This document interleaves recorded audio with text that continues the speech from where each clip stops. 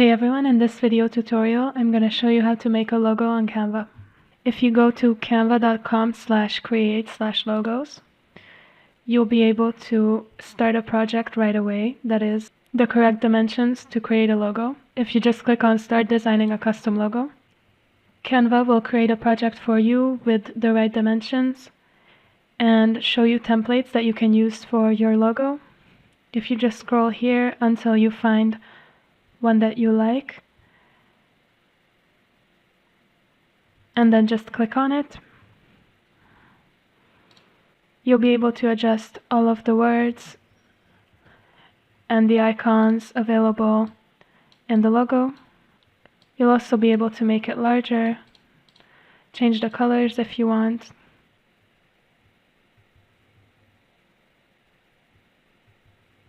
or even delete parts of it. Alright, this is how to create a logo in Canva.